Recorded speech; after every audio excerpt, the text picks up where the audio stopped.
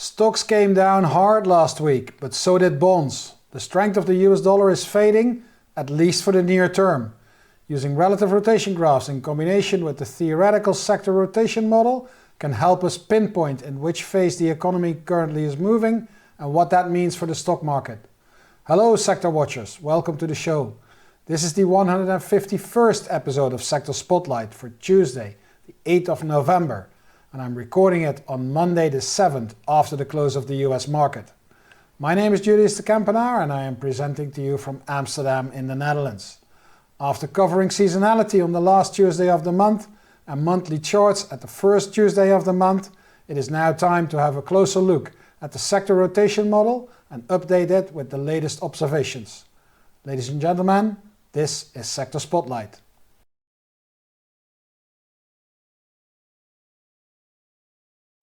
Looking at the rotation for the various asset classes, we have the weekly RRG on the left and the daily RRG on the right. And the weekly immediately makes clear that Bitcoin is far detached from the other asset classes. It's inside improving, moving at a strong RRG heading, but the level of RS ratio is very, very low at 85. So we need to wait and see whether this move will be strong enough to pull that weekly tail for Bitcoin all the way through improving into leading. So for the time being, I'm gonna hide that tail on this chart so we can better see what's going on with the other asset classes. And what we see there is the continued improvement for commodities, GSG and DJP, with GSG picking up and DJP rolling over. And on the other side, we see the US dollar still very, very strong at very high levels, but rolling over briefly and maybe losing a little bit of relative momentum.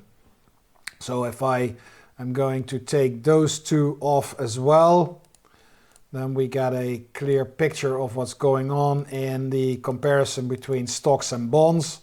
And this is up to last week, and you see a slight improvement for stocks, but the general direction is still moving further into the lagging quadrant. The same for corporate bonds, and you see an improvement for high yield and government bonds. It's still a bit puzzling how corporate bonds are so detached from government bonds and high yield.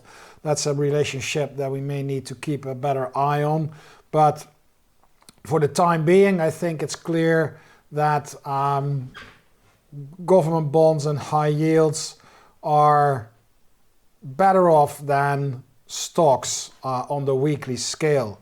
If you look at the dailies, then you get kind of similar image. You can see Bitcoin here moving straight into the leading quadrant. So that's confirming that strength that we saw on that weekly rotation.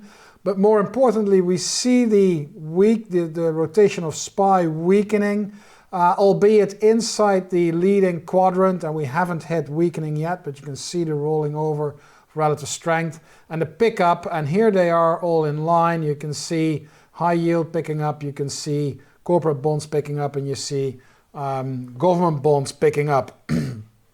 GSG leading DJP exactly the same as that we saw on the weekly RRG. So that's the big picture for rotations that are currently going on. If we translate that to a couple of individual charts, then we see a weakness for the US dollar, because this is the euro dollar chart. So when it goes up, the euro is stronger and the dollar is weaker. And you can see that this main trend is obviously still down, but we have broken that falling resistance line and we're now picking up, and it looks as if we have a series of higher highs and higher lows working our way higher in a very shallow trend channel.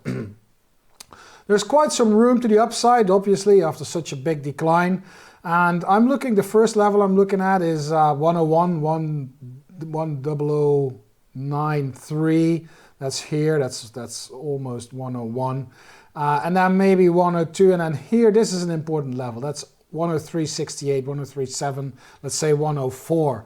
That's better visualized on the weekly chart for euro dollar. You can see here how we are breaking that falling resistance line. This is that 1.009 level. That's the last high, the previous high on the weekly chart. That's obviously something that we need to keep an eye on. Here is 102. Those are two just single isolated highs. But here, 103.7, 104, that's where a previous low and a previous high are meeting each other. So that's a more important level to watch. So on the upside, there is quite a bit of overhead resistance looming. But nevertheless, near term, I think we could see a bit of improvement for other currencies, in this case for the euro, but weakness for the US dollar. That's probably a better way to express it. What does it all mean for the S&P 500? Last week was obviously not too strong for the S&P 500. We dropped out of this. Looks like a rising wedge, which would be confirming for the negative trend we're in. On this daily chart, that 390 area, that 390 is a new peak that's put into place. And you can see how that nicely lines up with here is 386.80, so that's 387. Here is 391.55, so that area around 390 is definitely one to keep an eye on. That's apparently where the market is responding. Buyers and sellers are getting together there. And last week, the sellers won the battle and they pushed buyers further down. Last couple of days, we're bouncing back up, but it's not enough yet to push all the way up to 390. So this is today's, and I'm recording it on Monday, so this is Monday the 7th price action. If we look at that on the weekly chart, then we can see how that 390 looks like a lower high being put into place, but we could only tell after this week is completed. And if the high of this week remains significantly below, let's say 390, then we can safely say that a lower high is in place and the downtrend remains intact. Alternative scenario, well, I think that's really the alternative. We could push all the way up to 410, but still then we would be in that longer term downtrend. If we quickly look at IEF, you can see that there is still that big downtrend going on. And this is a nice case of don't mistake the bottom of the chart with support, because it isn't. Because if I switch this one to a monthly chart, you will see how much more room there is for IEF to decline before hitting really important support levels.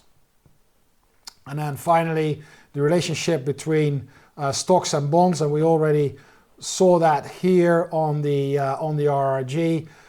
It's a bit unclear. Here you see that they're in a trading range between, let's say, 3.7 and 4.2. It's currently creeping up, which is contradictory to what you see on the RRG here. So I wouldn't make a very big fuzz about it. I think these are close to the benchmark on the RRG. They're inside a trading range on a straightforward comparison between SPY and IEF. So I'm going to leave that as being imbalanced. They're going up together and they're going down together.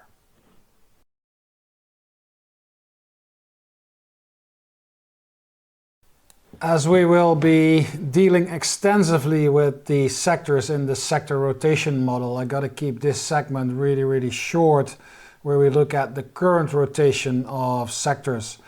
On the left-hand side, we have the weekly RRG, and on the right-hand side, we have the dailies. And I think the message that we're still getting from both these images actually is that the defensive sectors are still leading. So we've got healthcare moving up right there. We've got staples moving up right there. And the only one on the weekly scale that is underperforming, that is lagging, is utilities. But if you look at the same three sectors on the daily scale, you can see that staples are heading in the right direction. So is healthcare. And utilities is already coming back home through the improving quadrant and heading for leading. So we've got to see when this is going to be turned around, hopefully. The other side of the image is where we have the very clear negatives. and that's for technology, that is for communication services, and that is for consumer discretionary, which is heading straight for the lagging quadrant. And that is also very, very confirmed on the daily RRG, where we've got communication services rotating back.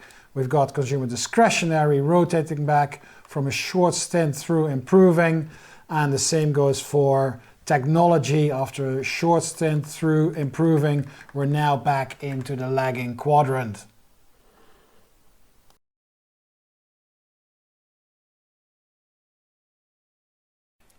As you know, we are covering the sector rotation model roughly every quarter here on Sector Spotlight. And after a show that dealt with seasonality on the last Tuesday of the month and looking at the monthly charts at the first Tuesday of the month, that was last week, we are now the second week of November, so that's around the middle of Q4 of 2022. Cannot believe how fast this year has gone or is going. So that's a good time to look and update our observations on the sector rotation model.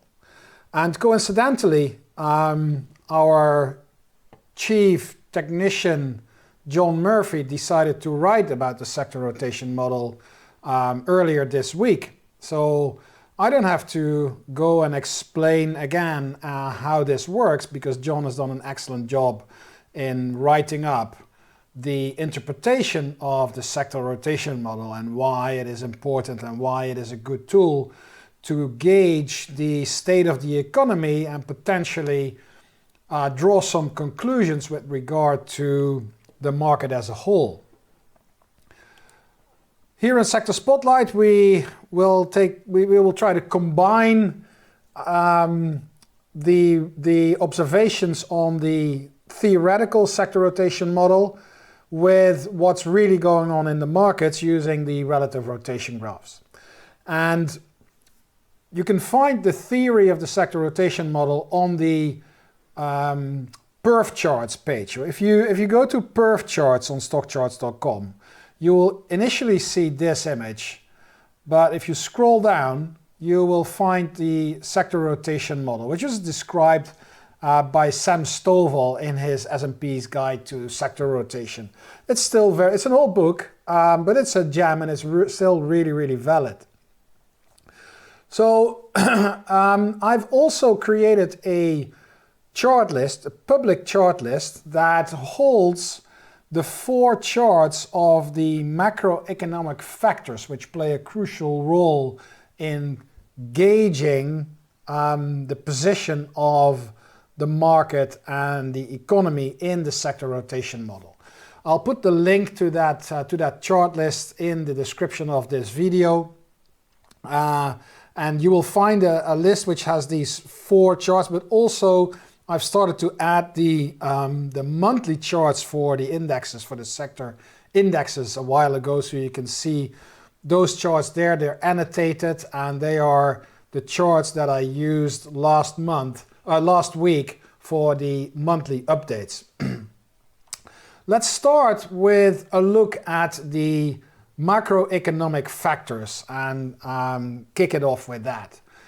The first macroeconomic factor in this table here is consumer expectations, and the index that I use for that is the University of Michigan Consumer Sentiment Index. There are 4 stages according to the model: reviving, rising, declining, falling sharply. And again, to start with, this is a difficult one to read at the moment, at least I think. Because is it falling sharply? Is this just a little blip in a falling sharply, which would mean that according to this indicator, we would be in an early recession? Or does this already qualify as reviving, which would put it into a full recession mode? If you look in the table, it means that and I'm sort of in the middle, which would mean that we're, according to this indicator somewhere here falling sharply, or reviving, which would mean that we're shifting from early recession back into full recession. The second indicator is industrial production. And you can see here, this one is also not very, it's going to get better, I promise, it's going to get better. But this one is also sort of in limbo. If you look at this line here, is it rising or is it flattening?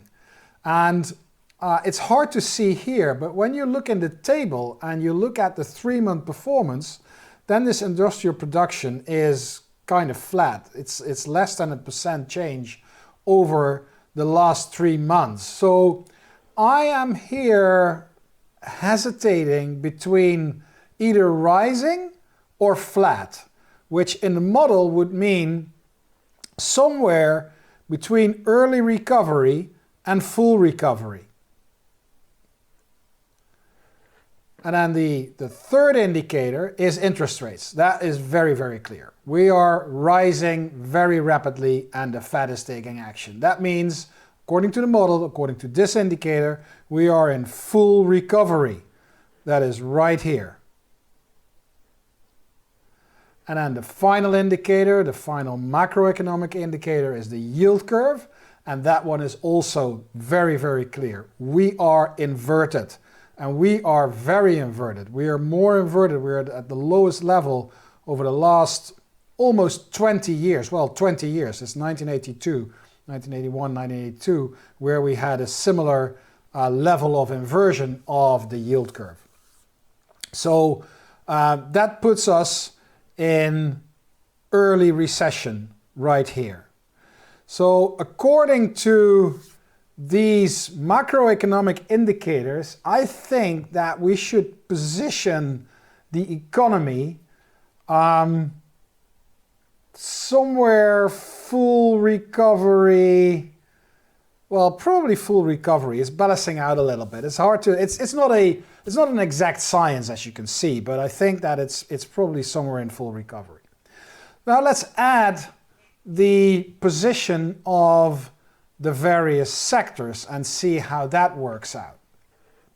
For that, we bring in the relative rotation graphs, and I want to use the equal weight version of the sectors. And the reason for that is that they give a broader view of the market. So they're not as impacted by the behavior of the mega cap stocks. And I think that gives us a better view of how the broader market is doing. And also, we now have the monthly time frame available on the relative rotation graphs. And as this sector rotation model is very clearly a longer term tool, a longer term gauge, I think using the monthly time frame is pretty appropriate to gauge, to see where all these sectors are in the cycle. And let's just start going from left to right in the model and see if we can put a pretty clear stamp on where that is and whether it matches the position on the model or not. So if we start with technology, that is a clear underperformer. So by the way, what the best way to look at this is you want to see in the end, when we've dealt with all the sectors, we're going to see which ones are red and which ones are green and maybe some blues. So the greens are the clear outperformers, the red are the clear underperformers, and the blues are the in-between type stuff where we can't really say whether there is a very clear trend. For technology, it's a very clear trend. It is underperforming. The second one here, consumer discretionary, is in the same boat. That's also a clear underperforming, deep inside the lagging quadrant. So we've got already 2 reds right here. And then we have communication services. If you look at communication services, it's also deep inside the lagging quadrant. That's also a clear underperformer. Then we have industrials. If you look at industrials, let me find that here, so RGI, then you can see that it is underperforming, but it's very close to the benchmark. But nevertheless, it's inside the lagging quadrant and on the left-hand side of the graph. Then we have materials. And if you look at materials, that is inside the weakening quadrant and moving from leading into weakening. Not a clear underperformer, definitely not a clear outperformer anymore. So I'm going to put that in kind of orangey type coloring, indicating that it's not very good, but it's not very bad either. Then we have energy, and obviously that is, it has been the strongest sector for a long time already. And as you can see, energy is outperforming at the top of the cycle, at market tops. That is where energy is outperforming. And that is doing it right there, right then. And it's starting to lose relative momentum, but it's still the strongest sector in the entire universe. If we then go to consumer staples, you can see that it is pushing into the leading quadrant. Lost a bit of momentum, it's moving flat now, but it's still picking up on the RS ratio scale, so it's still picking up relative strength. So that is outperforming there. If you look at healthcare, that is starting to pick up and moving towards the leading quadrant. So it is starting to pick up, it's starting to outperform. So we're going to make that a green as well, because it's heading into the right direction.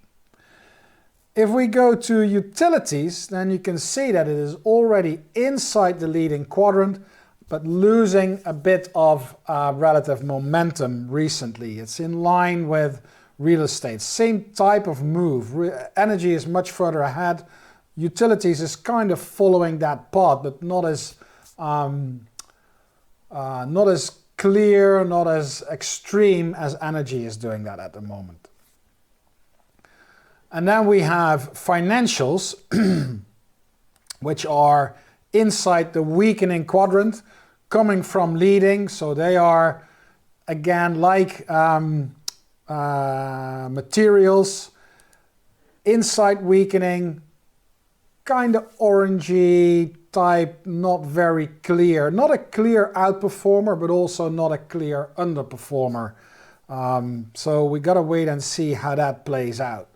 And then finally we have real estate, and that is now rolling over and definitely not a clear outperformer, but potentially going into underperformance.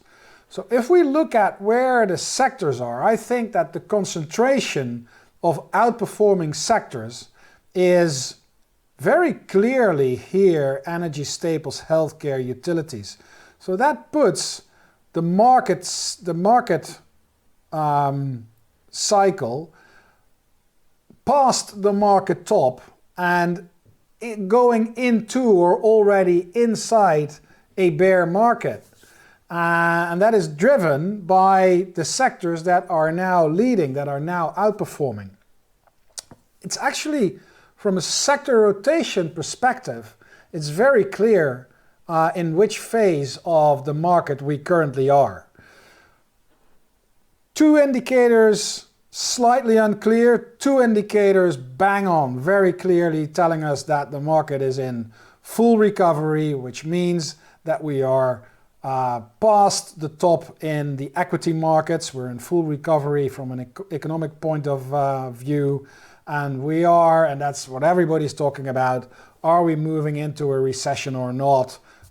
Probably inevitable, and we will have to go through this cycle, and the sector rotation model can help us to gauge when we move into that early recession, full recession phase, because when that happens, we will see sectors like financials and real estate starting to pick up and starting to lead and outperform the market again, soon followed by technology and discretionary, and that's when you go back into that growth mode. That also very well coincides and synchronizes with the growth value rotation about which I wrote an article last week. So that all nicely comes together. To wrap it up, economy somewhere between full recovery and early recession. The stock market past its market top in a bear market and still going.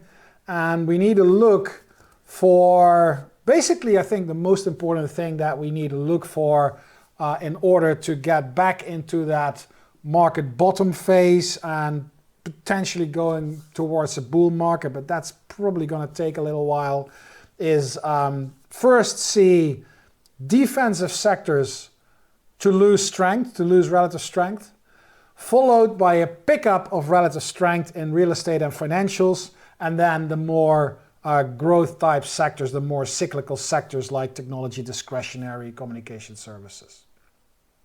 And that was number 151. Thank you for watching. Please remember, Sector Spotlight airs every Tuesday from 10:30 to 11 a.m. Eastern. You can watch the show live on StockCharts television or catch the recording on YouTube or any of the on-demand channels. I'm looking forward to seeing you again next week for a new episode of Sector Spotlight. Same time, same place. Hey, Grayson Rose here with StockCharts. Thank you so much for watching. I hope you enjoyed that video. If you did, consider giving it a like down below, maybe leave us a comment, and if you're new to the channel, you can subscribe at the link up above. We're gonna bring you daily content from an incredible collection of technical analysts and financial experts.